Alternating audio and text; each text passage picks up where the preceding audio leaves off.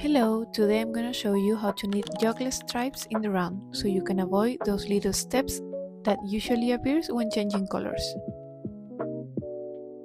When it's time to change colors, the first thing you'll do is place the new yarn to the right, bringing the old yarn over so the strands cross behind your work.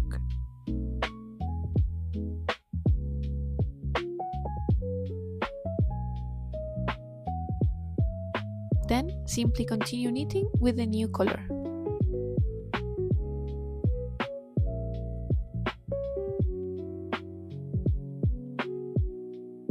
Once you've completed the round with the new color, cross the yarns again, always keeping the yarn you're working with on the right. In this case, we'll twist the strands twice. You will repeat this every time you reach the end of a round, whether you're changing colors or not. On the first stitch of the second round of each color, pick up the stitch from the round below, which will be the previous color, and place it into the left needle, just like I'm showing you here.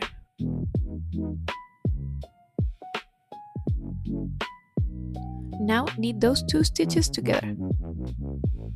As you go, keep an eye on the tension of the strands you're twisting at the back. You want them to be snug but not too tight. Then just continue knitting as usual.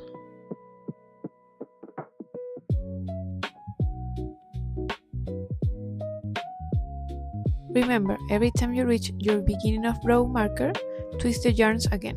Always keep the working yarn on your right.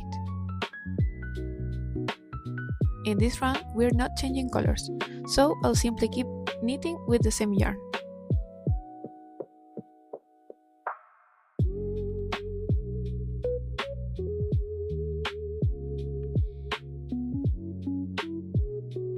You can already see that the join looks much smoother than the one below. When it's time for the next color change, you repeat exactly the same steps. Place the new yarn on the right, making sure the old strand gets caught behind the new one. And for this round, just knit normally with the new color.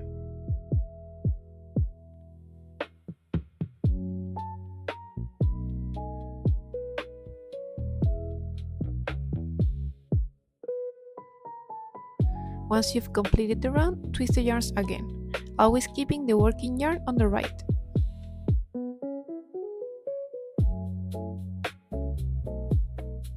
Then, on the first stitch of the second round,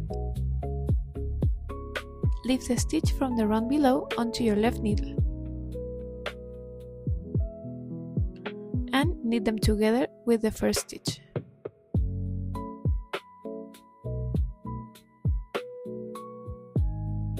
After that, continue knitting as usual.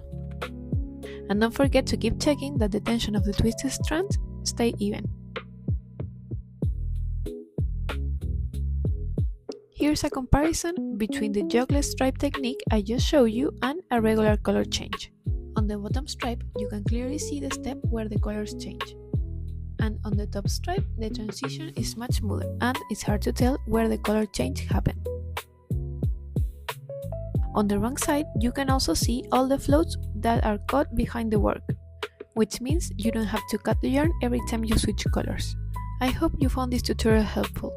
If you did, don't forget to give it a thumbs up and I'll see you in the next one.